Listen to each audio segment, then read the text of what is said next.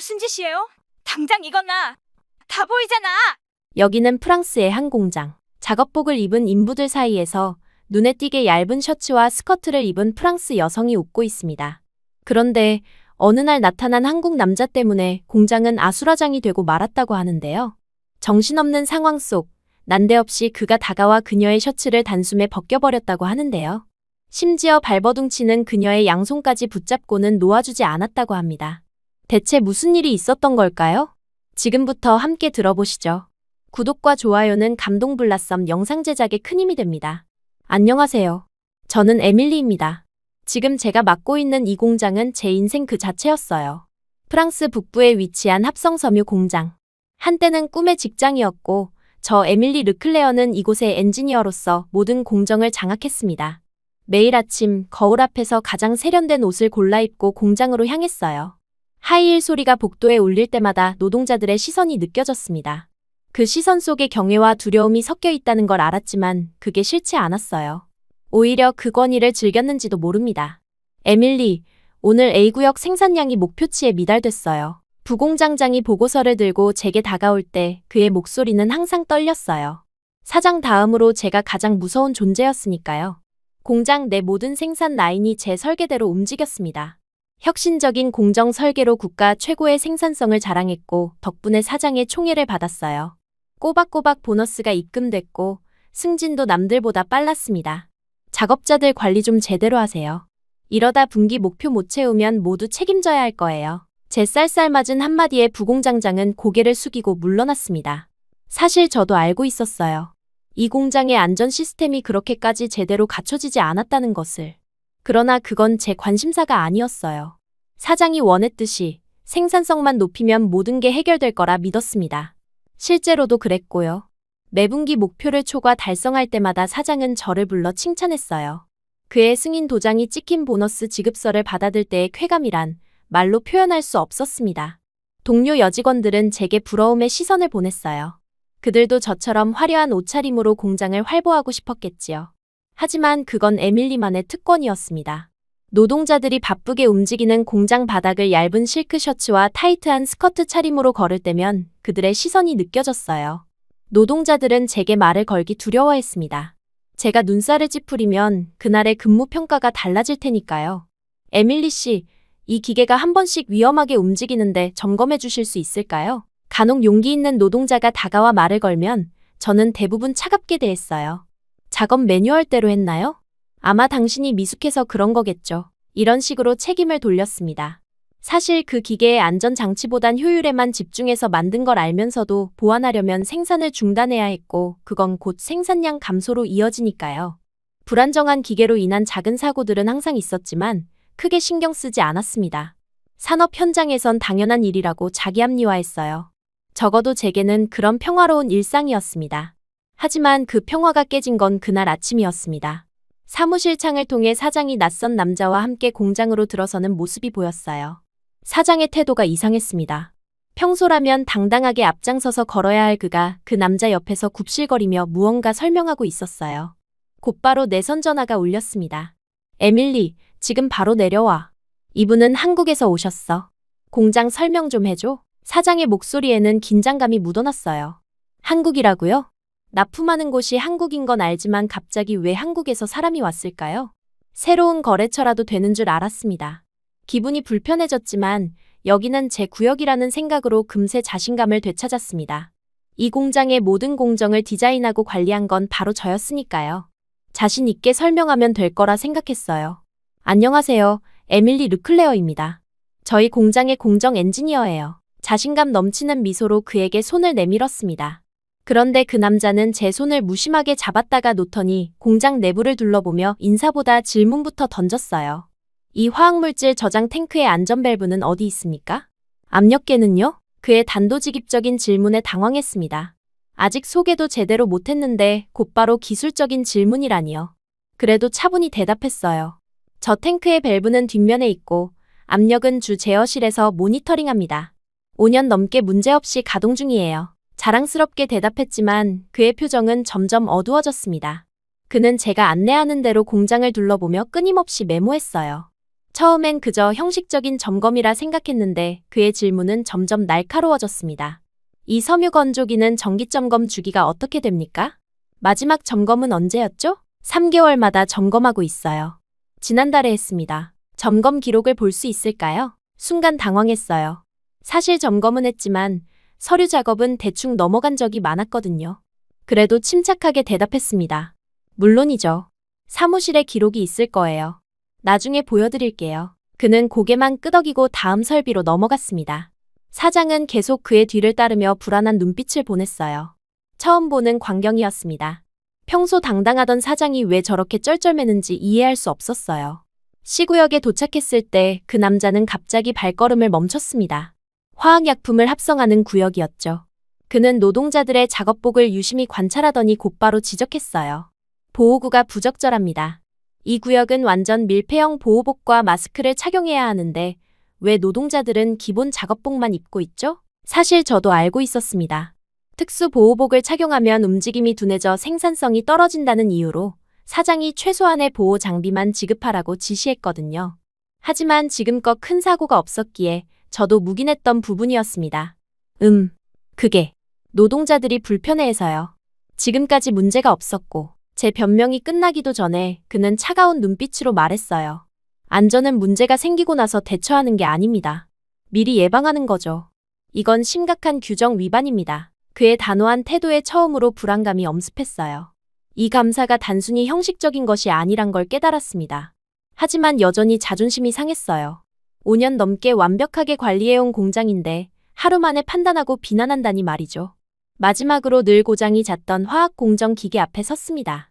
이 기계는 몇 달 전부터 이상한 소음을 내곤 했지만 생산 일정 때문에 수리를 미뤄왔어요.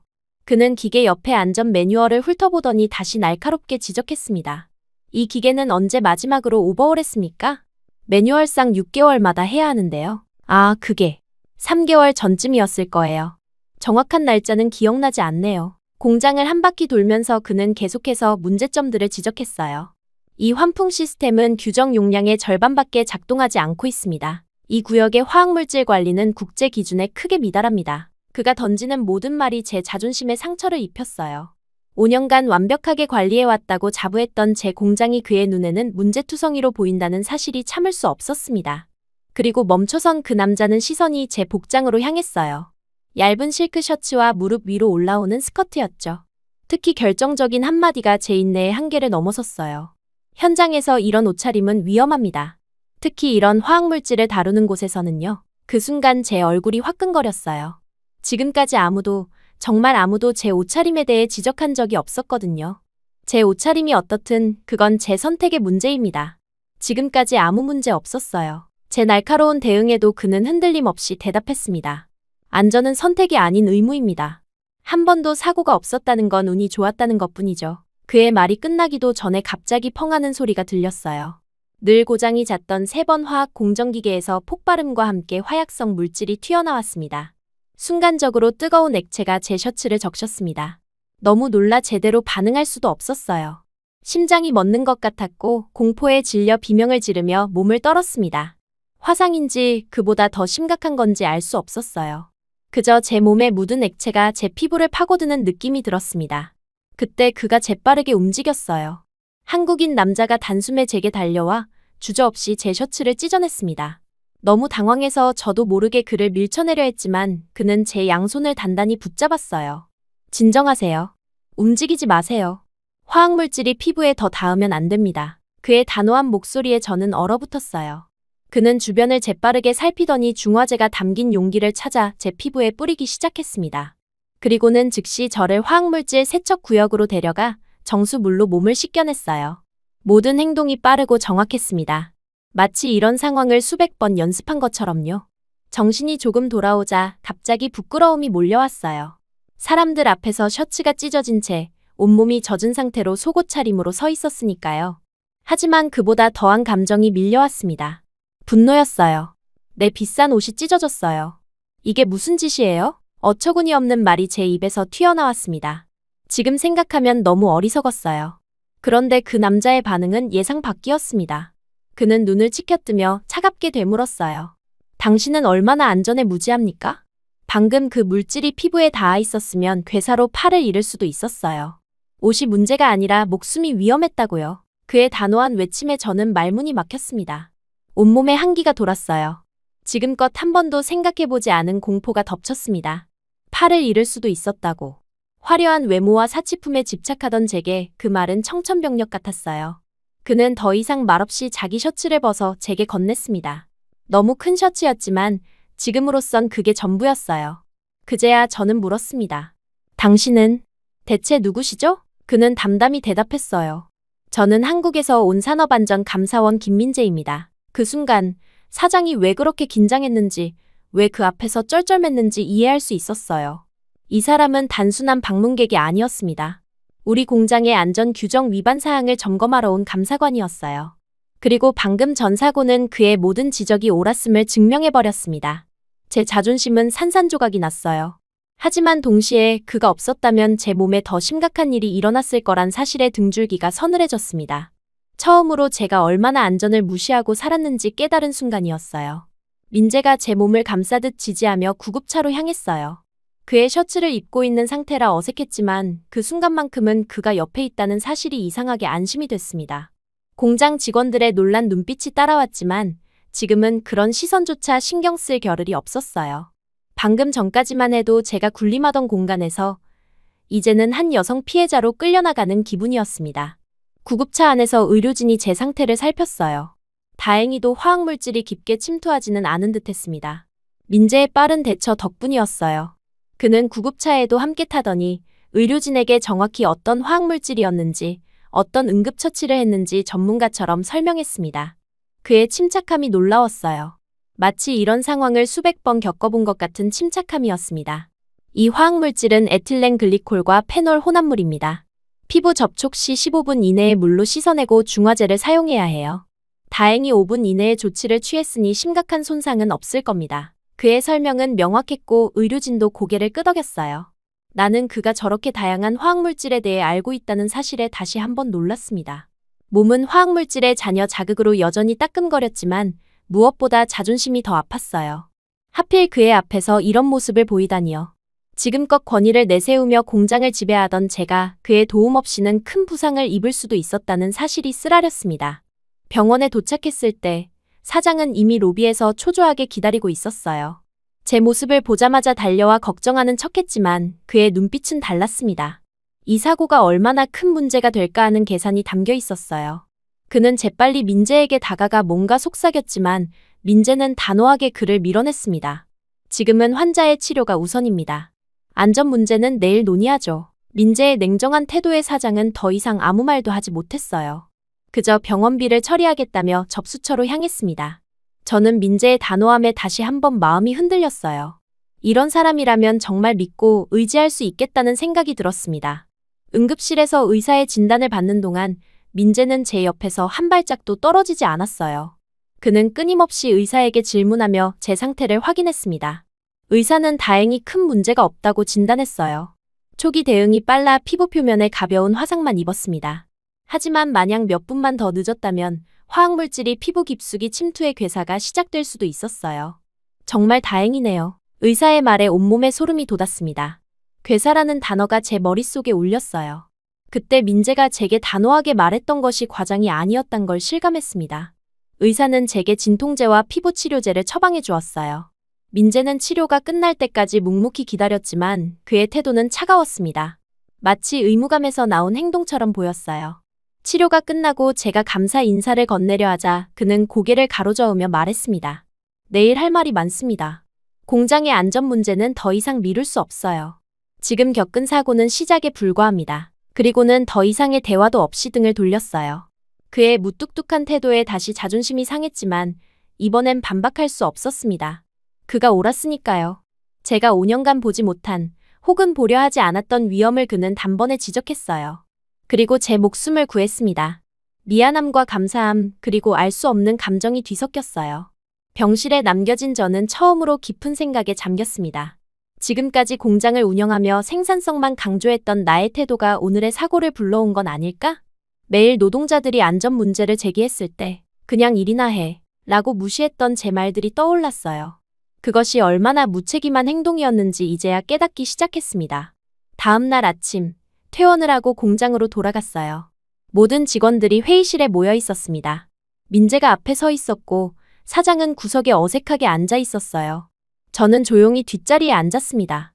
화려한 옷 대신 평범한 셔츠와 바지 차림이었어요. 처음으로 화장도 진하게 하지 않았습니다. 왠지 민재 앞에서 꾸미는 것이 부끄럽게 느껴졌어요. 민재는 프레젠테이션 화면을 펼치더니 단호하게 선언했습니다. 이 공장은 안전관리가 심각하게 부실합니다. 오늘부터 대대적인 개혁을 시작합니다. 그의 목소리에는 조금의 망설임도 없었어요. 프레젠테이션에는 공장 곳곳의 문제점이 적나라하게 담겨 있었습니다. 노후화된 장비, 부실한 안전장치, 형식적인 점검 기록, 불충분한 보호구. 제가 관리해온 모든 것들이 까발려지는 느낌이었어요. 얼굴이 화끈거렸지만 부정할 수는 없었습니다. 모두 사실이었으니까요. 특히 제가 담당한 화학공정구역의 문제점을 지적할 때는 정말 숨고 싶었어요. 그는 하나하나 증거 사진과 함께 설명했습니다. 이 화학탱크의 압력계가 정상 작동하지 않습니다. 이 밸브는 부식으로 인해 언제든 파열될 수 있어요. 그리고 이 긴급 샤워 시설은 먼지에 덮여 있어 실제 비상 상황에서 사용할 수 없습니다. 어제의 사고는 우연이 아니라 필연이었습니다. 사장은 계속해서 변명하려 했지만 민재는 그의 말을 무시했어요. 그는 개선 계획을 제시했습니다.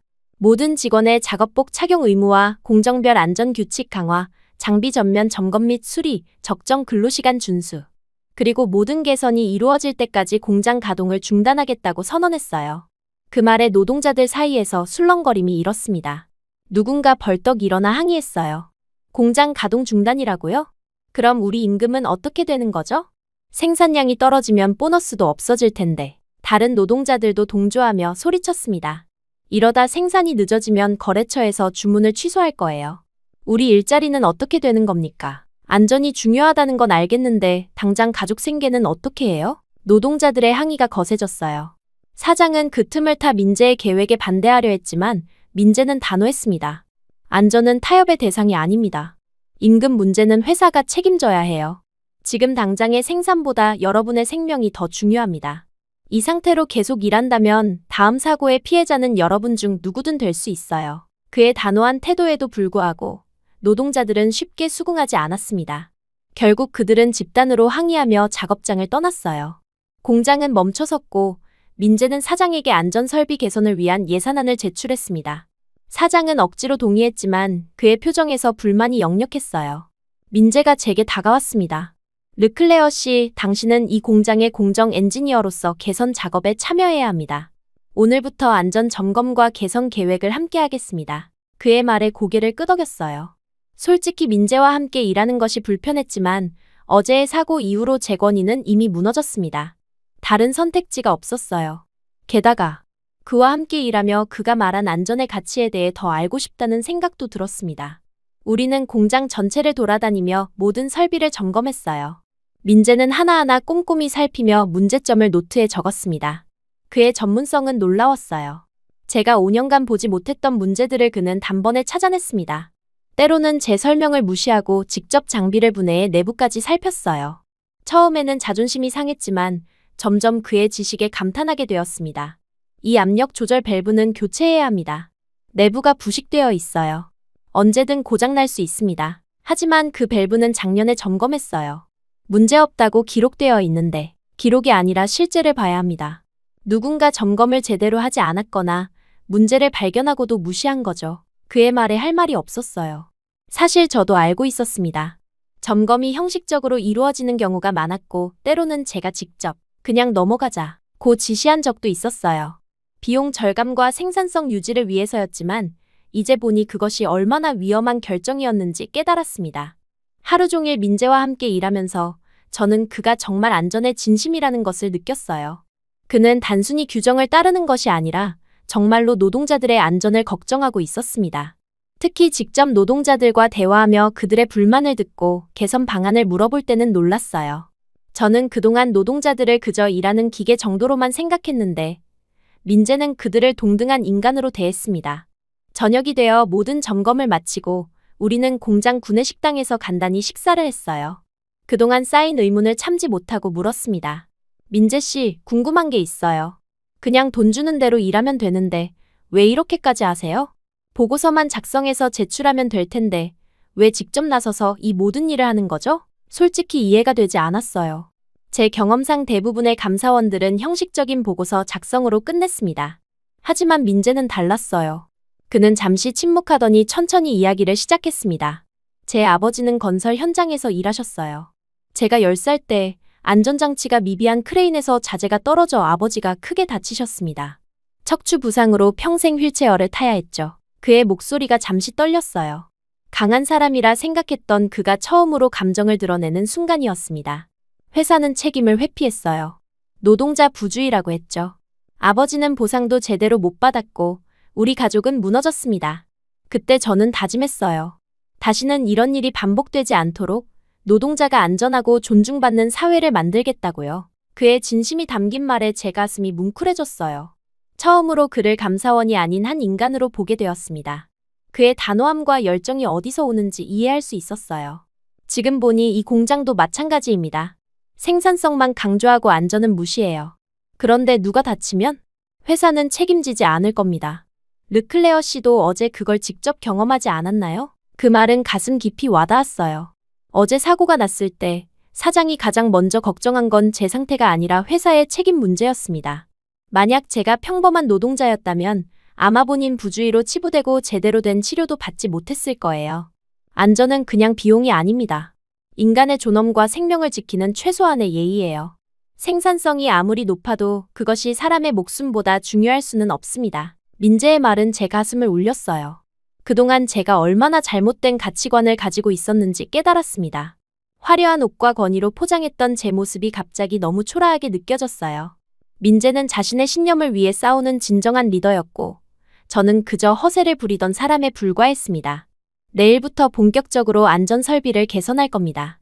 르클레어 씨의 도움이 필요해요. 당신은 이 공장의 모든 공정을 알고 있으니까요. 그의 말에 고개를 끄덕였어요. 처음으로 제가 가진 지식을 의미 있게 사용할 수 있겠다는 생각이 들었습니다. 민재는 식사를 마치고 일어나며 말했어요. 내일 아침 7시에 만납시다. 할 일이 많아요. 그리고는 더 이상의 대화 없이 걸어갔습니다. 그의 뒷모습을 바라보며 저는 이상한 감정에 휩싸였어요. 분노와 부끄러움, 그리고 존경심. 그가 제 생각을 완전히 바꿔놓고 있다는 걸 느꼈습니다. 화려한 옷차림으로 권력을 과시하던 자신이 얼마나 공허했는지 처음으로 깨달았어요. 진정한 권위는 타인을 지배하는 데서 오는 것이 아니라 그들을 보호하고 존중하는 데서 오는 것이란 걸 이제야 알게 되었습니다. 집으로 돌아와 거울 앞에 섰어요. 평소 같으면 화려한 액세서리와 화장으로 치장했을 테지만 오늘은 그저 민재가 말한 안전이라는 가치에 대해 생각했습니다. 내일부터 다시 시작하리라 다짐하며 처음으로 타인을 위한 책임감을 느꼈어요. 이것이 민재가 말한 진정한 리더십의 시작일까요? 잠들기 전 오늘 처음으로 제가 다른 사람의 입장에서 세상을 보기 시작했다는 것을 깨달았습니다. 아침 일찍 일어나 평소와는 다른 옷을 골랐어요. 화려한 실크 블라우스나 타이트한 스커트 대신 단정한 셔츠와 편안한 바지를 입었습니다.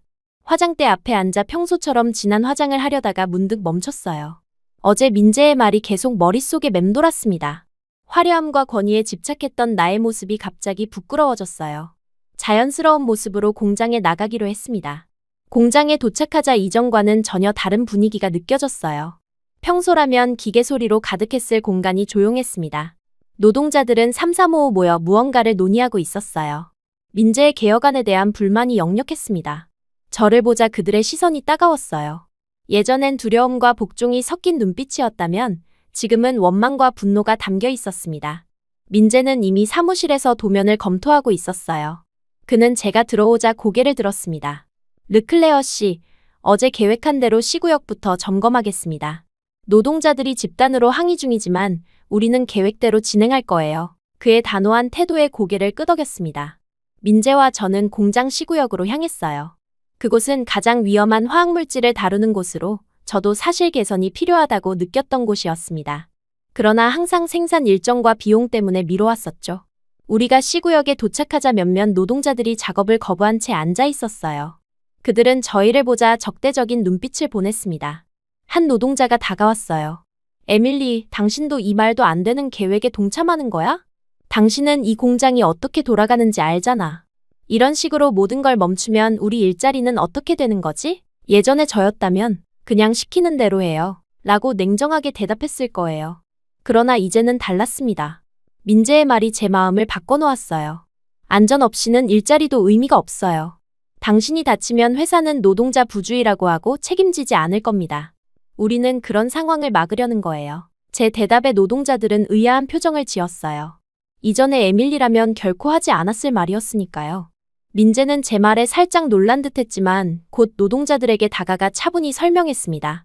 이 개혁은 회사를 위한 것이 아니라 여러분을 위한 겁니다. 안전한 환경에서 일할 권리는 기본 인권이에요. 지금의 불편함이 미래의 안전을 보장할 거라고 생각해 주세요. 그러나 노동자들은 쉽게 설득되지 않았어요. 그들에게 당장의 생계가 더 급박한 문제였으니까요. 결국 대부분의 노동자들이 작업을 거부한 채 공장을 떠났습니다. 민재는 흔들리지 않았어요. 괜찮습니다.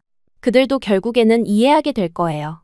우리는 계획대로 진행합시다. 민재의 단호함이 제게 힘을 주었습니다. 우리는 둘이서 C구역의 모든 장비를 점검하고 수리가 필요한 부분을 표시했어요.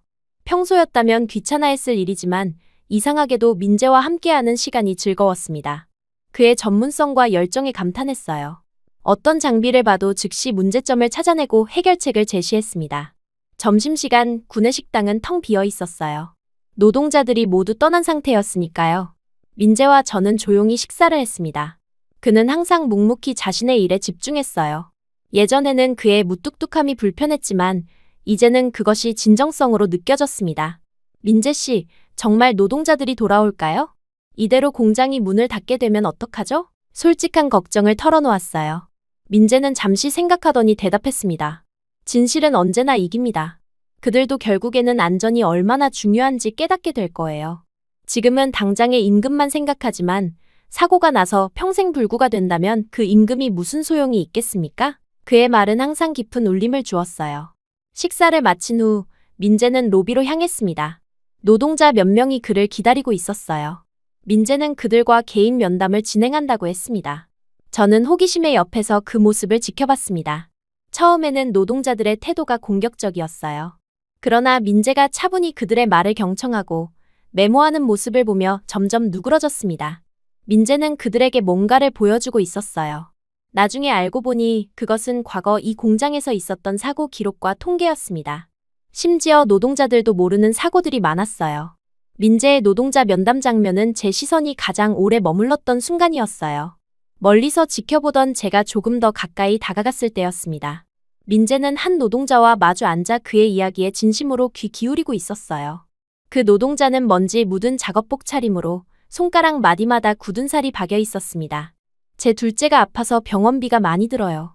회사에서 주는 보험으로는 부족해서 추가 대출까지 받았어요. 일을 멈추면 그 대출금도 못 갚아요. 민재는 그의 사정을 메모하며 고개를 끄덕였습니다. 노동자의 이름, 가족 상황, 재정 상태까지 꼼꼼히 기록했어요. 그리고는 차분히 설명을 시작했습니다. 안전수칙이 왜 중요한지, 그것이 단순한 규제가 아니라 노동자를 보호하는 증거가 된다는 사실을요. 사고가 났을 때 노동자 부주의로 치부되지 않도록 하는 법적 보호막이라고 설명했어요. 그 뒤로도 민재는 수십 명의 노동자를 만났습니다. 한 명은 자녀 대학 학자금 때문에 초과 근무를 자청했다고 했어요. 또 다른 노동자는 암 투병 중인 아내 때문에 어떤 조건에서도 일을 포기할 수 없다고 했습니다. 민재는 모든 이야기에 진심으로 귀 기울였어요. 그리고 그들의 사연을 메모하며 본사에 보고할 것이라 약속했습니다. 가장 인상적이었던 건 민재가 노동자들에게 했던 말이었어요. 여러분은 가족을 위해 일합니다. 그 가족에게 다친 몸으로 돌아가는 것은 그들에게도 더 큰 고통입니다. 안전수칙은 여러분이 건강하게 가족에게 돌아갈 수 있게 하는 최소한의 장치예요. 그리고 그것은 회사의 책임을 물을 수 있는 증거가 됩니다.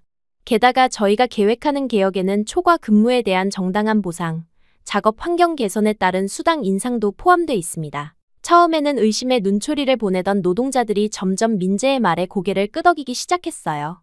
그들의 표정이 변하는 걸 지켜보는 것은 마치 기적을 보는 것 같았습니다.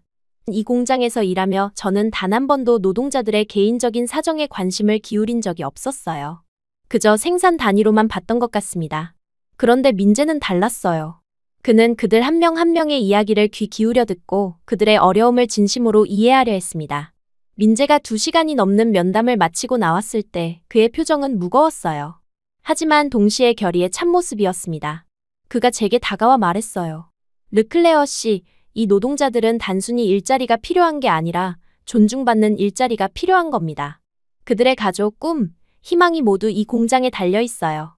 우리는 그들의 안전과 권리를 지켜야 합니다. 그 순간 제 마음속에서 무언가가 변했어요. 저도 그들의 이야기를 들어보고 싶어졌습니다. 그저 생산성을 높이기 위한 부품이 아니라 각자의 사연을 가진 사람들로 보기 시작했어요. 민재가 그들에게 했던 것처럼 저도 진정으로 귀 기울이고 싶었습니다. 이런 변화가 제 안에서 일어나고 있다는 사실이 새삼 놀라웠어요. 면담이 끝난 후 민재는 제게 충격적인 사실을 알려줬습니다. 르클레어 씨, 이 공장에서 지난 5년간 200건 이상의 경미한 사고와 15건의 중대 사고가 있었다는 걸 알고 계셨나요? 그런데 공식 기록에는 단 30건만 남아있어요. 놀라서 말문이 막혔습니다. 저는 엔지니어로서 모든 사고 기록을 받아봤지만 그 숫자는 들어본 적이 없었어요. 그게 말이 돼요? 그렇게 많은 사고가 있었다면 저도 알았을 텐데. 민재는 노트북을 열고 자료를 보여줬어요. 그가 직접 노동자들과의 면담을 통해 수집한 증언들이었습니다. 사장이 노동자들에게 사고를 신고하지 말라고 압력을 넣었다는 증언, 심지어 의료비를 몰래 주는 대신 비밀을 지키게 했다는 이야기도 있었어요. 제가 몰랐던, 아니 알려고 하지 않았던 공장의 어두운 면이 드러났습니다. 사장님이 이런 일을 정말 믿을 수 없어요. 민재는 담담히 말했습니다. 이것이 바로 안전을 비용으로만 생각하는 경영의 결과입니다. 인간의 생명과 건강을 숫자로만 환산하는 거죠. 르클레어 씨도 이런 시스템의 일부였어요. 그 말에 가슴이 찔렸습니다. 사실이었으니까요. 저는 늘 생산성과 효율을 최우선으로 생각했어요. 노동자들의 안전보다 사장의 칭찬이 더 중요했습니다. 부끄러움이 밀려왔어요. 제가 정말 몰랐어요. 아니, 알고 싶지 않았던 것 같아요. 솔직하게 털어놓았습니다. 민재의 표정이 조금 누그러졌어요. 적어도 지금은 인정하셨군요. 변화의 시작입니다. 그날 오후, 우리는 계속해서 공장의 안전 설비를 점검했어요. 해가 저물 무렵 놀라운 일이 일어났습니다. 아침에 떠났던 노동자 몇 명이 돌아온 거예요. 그들은 민재와 면담을 했던 사람들이었습니다. 그들은 조용히 민재에게 다가가 말했어요. 우리도 도울게요. 당신 말이 맞아요. 우리 가족을 위해서라도 안전한 일터를 만들어야 해요. 민재는 담담히 고개를 끄덕였습니다. 그들과 함께 저녁까지 일했어요. 점점 더 많은 노동자들이 돌아왔고 이틀째 되는 날에는 절반 이상이 복귀했습니다. 민재의 진심이 그들에게도 전해진 것 같았어요. 저는 매일 밤 민재와 함께 남아 다음날 계획을 세웠습니다. 그와 함께하는 시간이 점점 더 소중하게 느껴졌어요. 그의 열정과 원칙 그리고 사람을 향한 따뜻함이 제 마음을 사로잡았습니다. 이전에는 느껴보지 못한 감정이었어요. 일주일이 지나자 공장은 완전히 달라졌습니다. 모든 장비에 안전장치가 설치됐고 노후화된 기계는 수리됐어요. 보호구가 제대로 갖춰졌고 응급 상황을 위한 설비도 완벽하게 준비됐습니다. 무엇보다 노동자들의 태도가 달라졌어요. 그들은 더 이상 불평하지 않고 오히려 적극적으로 안전 규칙을 지켰습니다. 그러던 어느 날 사장이 갑자기 찾아왔어요. 그는 민재에게 화를 내며 소리쳤습니다. 이제 그만하시오. 거래처에서 납품 독촉이 쇄도하고 있어. 이대로 가다간 회사가 망할 거요. 민재는 평소처럼 차분했어요. 사장님, 안전은 타협의 대상이 아닙니다. 이 개혁이 끝나면 오히려 생산성은 향상될 거예요. 사고로 인한 작업 중단이 없어지니까요. 사장은 분노에 차서 나갔지만 민재는 흔들리지 않았습니다. 저는 그의 단호함에 더욱 매료됐어요. 그날 저녁 모든 작업이 끝난 후 민재와 저는 공장 옥상에서 차를 마셨습니다. 별이 가득한 밤하늘 아래 처음으로 그에게 개인적인 질문을 했어요. 민재 씨는 한국에서는 어떤 생활을 하고 있나요? 여자친구가 있으신가요? 그는 잠시 생각하더니 대답했습니다. 저는 일이 전부예요. 한국에서도 이런 안전 감사 업무를 하고 있습니다. 가족은? 부모님만 계세요. 결혼은 아직 생각해 본 적이 없습니다. 그의 대답에 왠지 안심이 됐어요. 민재는 제게 물었습니다. 르클레어 씨는요? 이 공장에서 5년이나 일하셨는데 앞으로의 계획은 어떻게 되나요? 갑작스러운 질문에 잠시 생각했어요. 사실 그동안은 그저 이 공장에서의 성공만 생각했지 진정한 미래에 대해서는 고민하지 않았습니다. 솔직히 잘 모르겠어요. 지금까지는 그저 출세만 생각했는데 요즘은 많은 생각이 들어요. 민재 씨를 만나고 나서 제 가치관이 많이 바뀌었거든요. 제 고백에 민재는 미소를 지었습니다. 처음 보는 그의 미소였어요. 가슴이 두근거렸습니다. 르클레어 씨는 뛰어난 엔지니어예요. 그 능력을 사람들을 위해 쓴다면 정말 대단한 일을 할 수 있을 겁니다. 그의 말에 용기를 얻었어요. 더 이상 주저하지 않고 마음을 털어놓기로 했습니다. 민재 씨, 솔직히 말할게요. 처음에는 당신이 제 자존심을 상하게 했어요. 하지만 지금은 당신을 존경하고 있어요. 아니, 그 이상인 것 같아요. 민재는 잠시 말을 잊은 듯 했어요. 그의 표정이 복잡해 보였습니다. 르클레어 씨, 그때 갑자기 아래층에서 소란이 들렸어요. 누군가 급하게 옥상으로 올라왔습니다. 노동자 중 한 명이었어요. 큰일 났습니다. 사장이 밤중에 몰래 기계를 가동시키려 합니다. 안전장치를 무시하고 강제로 생산을 재개한대요. 민재의 표정이 굳어졌습니다. 우리는 서둘러 아래층으로 내려갔어요. 생산 현장에는 이미 사장과 몇몇 관리자들이 기계를 점검하고 있었습니다. 사장은 우리를 보자 당황했어요. 여긴 웬일이요? 이 시간에 민재는 단호하게 말했습니다. 사장님, 지금 무슨 짓을 하시는 겁니까? 안전장치가 완전히 설치되기 전에는 기계를 가동할 수 없습니다. 사장은 분노에 차서 소리쳤어요. 이 공장의 주인은 나요. 당신 같은 외부인이 왈가왈부할 일이 아니오. 이대로 가다간 회사가 망한다고. 민재는 흔들리지 않았습니다. 법적으로 안전장치 없이 가동하면 즉시 영업정지 처분을 받게 됩니다. 그리고 사고가 발생하면 형사처벌도 받을 수 있어요. 사장은 민재를 노려보다가 갑자기 저를 향해 소리쳤어요. 에밀리, 너는 이 공장의 엔지니어야. 내가 이런 상황을 허락한다고. 내 미래는 어떻게 되는 줄 알아? 모두의 시선이 저를 향했습니다. 예전에 저였다면 아마 사장 편에 섰을 거예요. 그러나 지금은 달랐습니다. 민재의 가르침 그리고 제 가슴 속에 피어난 감정이 저를 바꿔놓았어요. 깊게 숨을 들이쉬고 대답했습니다. 사장님, 저는 민재 씨의 말에 동의합니다. 안전장치 없이 가동하면 노동자들이 위험해요. 우리는 더 이상 그들의 안전을 무시할 수 없습니다. 사장의 얼굴이 붉게 변했어요. 그는 분노에 차서 고함을 질렀습니다. 넌 해고야.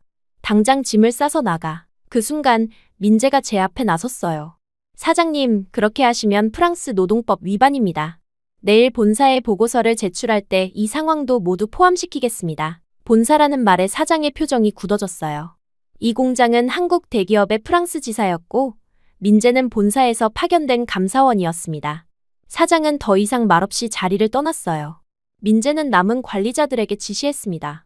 모든 장비를 원래대로 돌려놓으세요. 내일 아침에 다시 점검하겠습니다. 위기는 넘겼지만 가슴이 여전히 쿵쾅거렸어요. 민재가 저를 구해준 것 같은 기분이었습니다. 모두가 떠난 후 민재와 저는 다시 사무실로 돌아왔어요. 갑작스러운 상황에 둘 다 말이 없었습니다. 민재 씨, 감사해요. 저를 지켜줘서. 민재는 고개를 저었어요. 당신이 옳은 일을 선택했기 때문입니다. 르클레어 씨가 용기를 내지 않았다면 저도 도울 수 없었을 거예요. 그의 말에 가슴이 따뜻해졌습니다. 사무실 창밖으로 달빛이 비쳐들었어요. 그 은은한 빛 속에서 민재의 모습이 더욱 빛나 보였습니다. 제 마음이 이미 그에게로 향하고 있다는 것을 부정할 수 없었어요. 민재 씨, 아까 옥상에서 하던 이야기를 계속할 수 있을까요? 민재는 잠시 망설이더니 대답했습니다. 르클레어 씨, 저도 당신을 존경해요.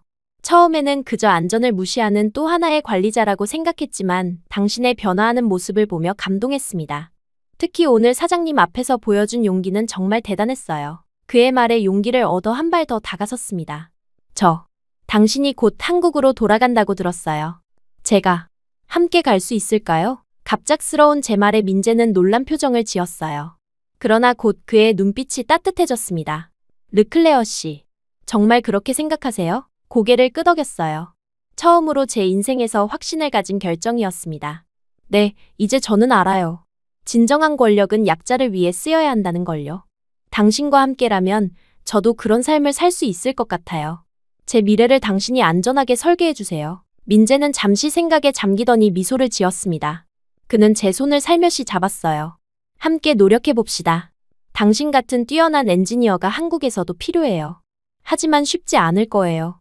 새로운 문화, 새로운 언어. 괜찮아요. 저는 도전할 준비가 되어 있어요.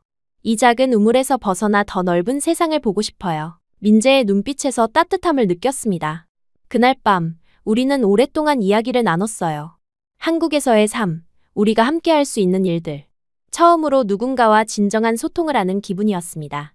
화려한 옷과 권위로 자신을 포장했던 과거의 에밀리는 이제 없었어요.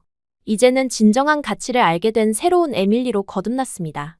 일주일간 민재는 공장을 정상화시켰고 보고서를 작성하고 한국으로 갈 준비를 했고 저 역시 사장 얼굴에 시원하게 사표를 던졌습니다. 한국행 비행기 안에서 창밖을 바라보며 지난 한 달을 돌이켜봤어요. 제 인생에서 가장 격변의 시간이었습니다.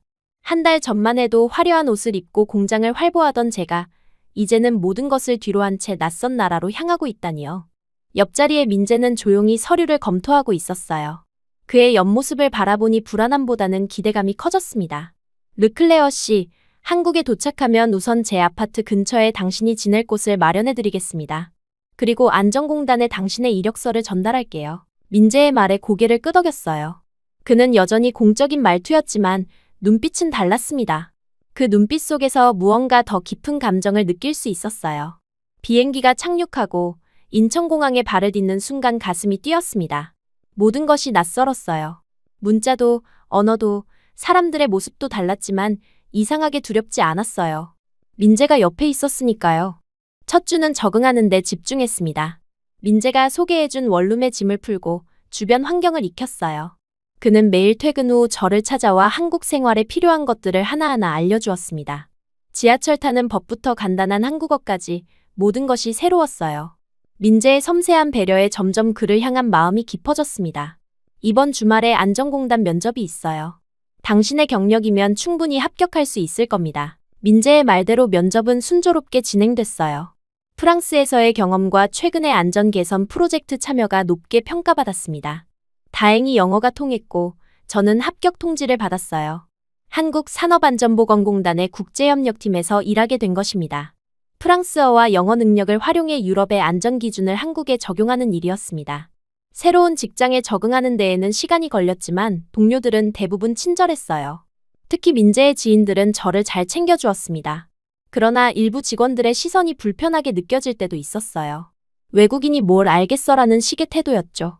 그럴 때마다 민재는 제 능력을 옹호해 주었습니다. 그의 지지 덕분에 점점 자신감을 찾아갔어요.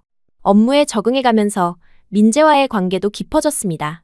처음에는 선배와 후배 같은 관계였지만 점차 퇴근 후에 시간이 늘어났어요. 한강공원을 산책하고 서울의 야경을 구경하며 서로의 이야기를 나누었습니다. 그는 점점 무뚝뚝한 껍질을 벗고 자신의 꿈과 아픔을 저에게 털어놓았어요. 사실 아버지가 다치신 후로 저는 온전한 가족의 의미를 잊고 살았습니다. 일에만 몰두했죠. 하지만 당신을 만난 후 다시 생각하게 됐어요. 인생에는 일만 있는 게 아니란 걸. 그의 고백에 가슴이 뭉클해졌어요. 저도 제 이야기를 했습니다. 어떻게 권력과 화려함에 집착하게 됐는지, 왜 그토록 인정받고 싶었는지를요. 우리는 서로의 상처와 꿈을 나누며 점점 가까워졌습니다. 한국 생활 6개월 차에 민재가 드디어 청혼했어요. 한강변 벚꽃 아래에서 수줍게 반지를 꺼냈을 때 저는 망설임 없이 고개를 끄덕였습니다. 그는 제 인생을 완전히 바꿔놓은 사람이었고 함께하고 싶은 유일한 사람이었어요. 결혼식은 소박했습니다. 민재의 어머니와 몇몇 가까운 동료들만 참석한 작은 식이었어요. 프랑스에서는 몇몇 친구들이 비행기를 타고 와 축하해 주었습니다. 특히 앙드레와 마리는 제 변화를 눈으로 확인하고 싶다며 일부러 휴가를 내고 왔어요. 그들은 제 모습을 보고 놀라워했습니다. 에밀리, 너 정말 달라졌어. 눈빛이 완전히 다르네. 행복해 보여. 마리의 말에 미소 지었어요. 정말로 행복했습니다. 화려한 옷과 사치품 대신 이제는 민재와 함께하는 소박한 일상이 더 소중했어요. 결혼 후 우리는 서울 외곽의 아파트로 이사했습니다. 매일 아침 함께 출근하고 저녁에는 서로의 하루를 나누는 시간이 행복했어요. 직장에서도 점차 인정받기 시작했습니다. 제가 제안한 국제안전기준 통합 프로젝트가 좋은 평가를 받았어요.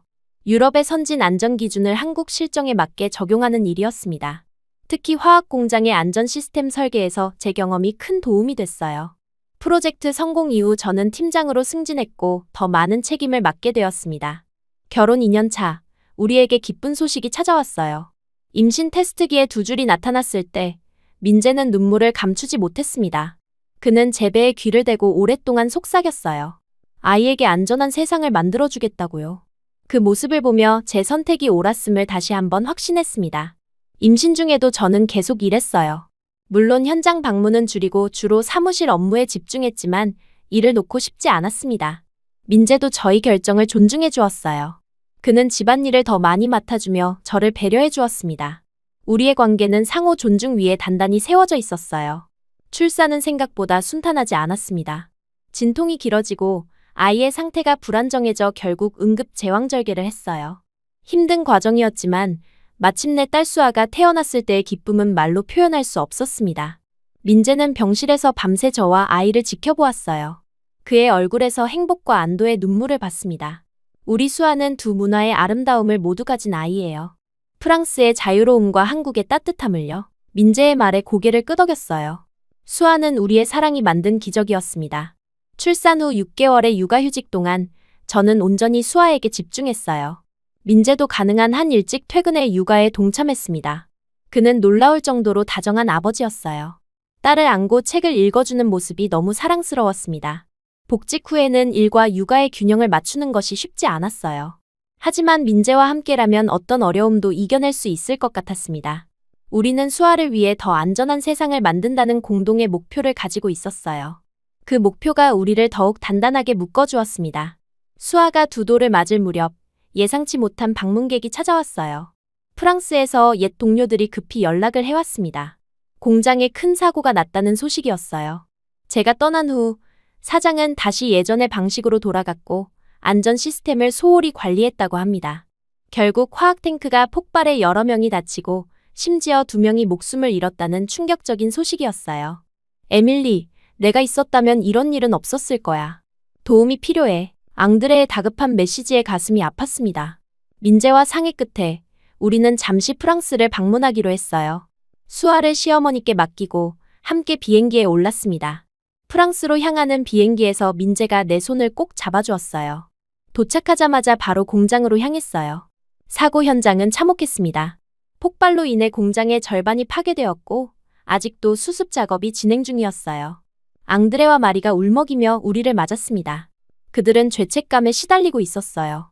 우리가 더 강하게 주장했어야 했는데 사장이 비용 절감을 이유로 안전 점검을 건너뛰었어. 그리고 결국 마리의 말에 가슴이 무너졌어요. 제가 떠난 후 그들이 얼마나 힘든 상황에 처했는지 상상할 수 있었습니다. 민재는 즉시 현장 상황을 파악하기 시작했고 저는 생존한 노동자들의 이야기를 들었어요. 그들은 오랫동안 쌓인 안전 문제에 대해 이야기했습니다. 사장은 제가 구축한 안전 시스템을 하나둘 무시하기 시작했고 결국 이런 대형 사고로 이어졌다는 거였어요. 민재와 저는 밤을 새워 사고 원인을 분석하고 재발 방지 대책을 마련했습니다. 민재의 전문성과 제 공장 지식이 합쳐져 우리는 구체적인 개선안을 만들었어요. 다음 날 임시 사무실에 모인 노동자들과 엔지니어들 앞에서 발표했습니다. 이번 사고는 우연이 아니라 필연이었습니다. 안전은 한번 구축하고 끝나는 것이 아니라 지속적인 관리와 개선이 필요해요. 제 말에 노동자들이 고개를 끄덕였어요. 그들의 눈빛에서 결의를 읽을 수 있었습니다. 더 이상 침묵하지 않겠다는 의지였죠. 민재도 나서서 한국의 안전 시스템을 설명하고 노동자 참여형 안전관리의 중요성을 강조했어요. 안전은 경영진만의 책임이 아닙니다. 모든 구성원이 참여해야 해요. 위험을 발견하면 즉시 보고하고 서로를 살피는 문화가 중요합니다. 우리의 발표 후 프랑스 노동청에서도 조사관이 도착했어요. 우리는 그들에게 모든 자료를 제공하고 사고의 구조적 원인을 설명했습니다.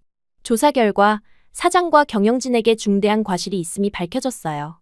그들은 법적 책임을 피할 수 없게 되었습니다. 저는 민재를 소개했어요. 그들은 민재를 향해 존경의 눈빛을 보냈습니다. 3년 전 민재가 가져온 변화의 여파가 아직도 이 공장에 남아 있었던 거예요. 함께 공장을 둘러보며 변화된 모습을 살펴봤습니다. 예전에 제가 관리하던 구역은 이제 완전히 현대화되어 있었어요. 안전장치는 물론 작업 효율성까지 높아져 있었습니다. 사건이 마무리되면서 마리는 저녁 식사 자리를 마련했어요. 너희가 떠난 후에도 많은 것이 바뀌었어. 마리가 설명했어요. 처음에는 어려웠지만 점점 안전이 생산성 향상으로 이어진다는 걸 깨달았어. 사고가 줄어들어 가동 중단이 거의 없거든. 처음에는 어색했지만 시간이 지날수록 분위기가 풀렸어요. 그들은 제가 떠난 후 공장에서 있었던 일들을 상세히 들려주었습니다. 민재의 지적 이후 몇 달간은 혼란스러웠지만 점차 안전 시스템이 자리 잡으면서 생산성도 향상되었다고 해요. 사실 처음에는 내가 한국 남자를 따라 떠난다고 했을 때 이해하지 못했어. 소피가 솔직하게 말했어요. 안정된 자리를 버리고 왜 그런 모험을 하는지 말이야. 그런데 지금 너를 보니 정말 행복해 보여. 그리고 우리도 많이 배웠어. 마리도 고개를 끄덕이며 말했습니다. 에밀리, 너 정말 달라졌어. 예전에는 생산성만 강조했는데 이제는 진짜 엔지니어 같아. 그리고 이 변화가 우리에게도 영향을 줬어. 그녀의 말에 웃음 지었어요. 민재를 바라보며 대답했습니다. 사람이 먼저라는 걸 배웠어요. 돈보다 생명이 중요하다는 것을요. 이제라도 깨달았으니 여러분도 진정한 엔지니어가 되어야 해요. 안전은 타협할 수 없습니다. 그때 장피에르가 조금 어두운 표정으로 입을 열었어요. 사실 우리 회사 말고 다른 공장에서 큰 사고가 있었어. 화학물질 누출로 3명이 심각한 부상을 입었어. 안전장치가 제대로 작동하지 않았대. 그 공장 엔지니어들이 도움을 요청해 왔는데 우리도 어떻게 해야 할지 확신이 없어. 소피가 덧붙였어요. 그 공장 상황이 3년 전 우리 공장과 비슷해. 경영진은 안전보다 생산성만 강조하고 노동자들은 불안해하고. 그들의 말을 듣고 민재와 눈을 마주쳤습니다. 그의 눈빛에서 결심을 읽을 수 있었어요. 저도 무언가 해야 한다는 생각이 들었습니다. 이것은 우연이 아니라 필연이었어요. 우리가 프랑스에 온 이유가 있었던 거죠. 여보, 우리 친구들을 위해 안전교육을 해줄 수 있어요? 그들이 정말 배우고 싶어 해요. 그리고 그 공장에도 도움을 줄 수 있을 것 같아요. 민재는 기꺼이 동의했고 다음 날부터 일주일간 집중 안전교육을 진행하기로 했습니다. 우리의 2주 일정을 조정해 일주일은 안전교육에, 나머지는 그 문제의 공장을 방문하는 데 쓰기로 결정했어요. 동료들은 눈물을 글썽이며 고마워했습니다. 그들도 누군가를 도울 수 있다는 사실에 기뻐하는 것 같았어요.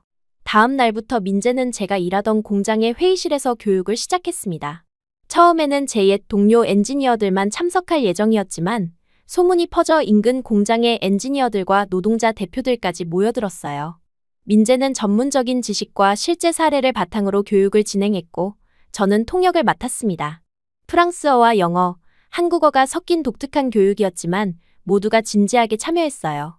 안전은 비용이 아니라 투자입니다. 민재의 말을 제가 프랑스어로 통역하면서 3년 전 제가 들었던 그 말의 무게를 다시 한번 느꼈어요. 사고가 발생하면 직접적인 손실뿐 아니라 생산 중단, 배상금, 이미지 손실 등 눈에 보이지 않는 비용이 훨씬 큽니다. 무엇보다 인간의 생명은 금전적 가치로 환산할 수 없습니다. 교육은 이론에 그치지 않았어요. 민재는 참가자들을 팀으로 나눠 실제 공장 환경을 점검하고 개선 방안을 제안하는 실습을 진행했습니다. 그의 전문성과 열정에 모두가 감탄했어요. 특히 노동자 대표들은 처음으로 자신들의 안전에 대해 목소리를 낼 수 있는 기회를 얻어 적극적으로 참여했습니다. 일주일간의 교육이 끝날 무렵 민재의 가르침 아래 엔지니어들은 새로운 안전의식을 갖게 되었고 노동자들은 자신의 권리를 알게 되었어요. 그들의 눈빛이 달라지는 것을 보며 제가 민재에게서 받은 가르침을 이제 그들에게 전하고 있다는 사실에 뿌듯함을 느꼈습니다. 프랑스에서의 2주가 끝나갈 무렵 제가 일하던 공장은 물론 교육에 참여했던 다른 공장들도 조금씩 변화하기 시작했어요.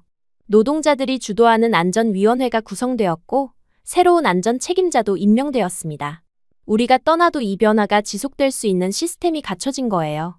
한국으로 돌아가기 전날 밤 민재와 함께 호텔 발코니에서 프랑스의 밤하늘을 바라봤어요. 그는 제 어깨를 감싸 안으며 물었습니다. 후회는 없어요? 이 모든 것을 두고 한국에 온 것이요. 그의 질문에 단호히 고개를 저었어요. 전혀요. 오히려 감사해요. 당신이 아니었다면 저는 여전히 작은 우물 속 개구리였을 거예요. 이제는 더 넓은 세상을 보고 진정한 가치를 위해 살고 있으니까요. 비행기를 타고 한국으로 돌아가는 길. 민재의 어깨에 기대며 생각했습니다. 3년 전 그 화학물질 사고가 아니었다면 저는 아직도 그 작은 우물 속에 갇혀 있었을 거예요. 때로는 인생의 가장 어려운 순간이 가장 큰 변화의 시작점이 된다는 것을 새삼 깨달았습니다. 민재의 손을 꼭 잡으며 우리의 다음 여정을 기대했어요. 한국으로 돌아와 수아를 다시 만났을 때의 기쁨은 말로 표현할 수 없었어요. 그녀는 우리를 보자마자 활짝 웃으며 달려왔습니다. 민재는 수아를 높이 들어 올리며 행복하게 웃었어요. 그 모습을 보며 이것이 제가 찾아온 진정한 행복이라는 것을 다시 한번 확신했습니다. 그날 밤 수아를 재운 후 민재와 함께 테라스에 앉았어요. 서울의 밤하늘은 프랑스와 달랐지만 같은 별들이 빛나고 있었습니다. 수아를 품에 안고 속삭였어요. 그날 기계에서 화약물이 튀지 않았다면 나도 아직 작은 우물 안에서 안주하고 있었을 거야. 민재를 만나 정말 다행이야. 민재는 부드럽게 미소 지으며 제 손을 꼭 잡았습니다. 그의 따뜻한 손길에서 안정감을 느꼈어요.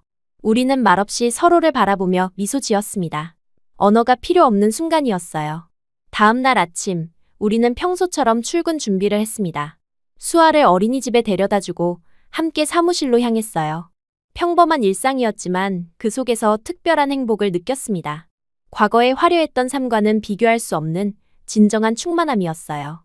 출근길에 민재가 문득 물었습니다. 다음 주에 베트남 공장 안전 점검이 있는데 함께 갈래요? 당신의 경험이 큰 도움이 될 것 같아요. 제 눈이 반짝였어요. 또 다른 나라에서 안전의 가치를 전할 수 있다니 너무 설렜습니다. 고개를 끄덕이며 대답했어요. 물론이죠. 함께라면 어디든 갈게요. 이것이 제 새로운 삶이었습니다. 더 이상 좁은 우물에 갇힌 개구리가 아니라 세계를 무대로 안전과 생명의 가치를 전하는 엔지니어로 살아가는 것이요.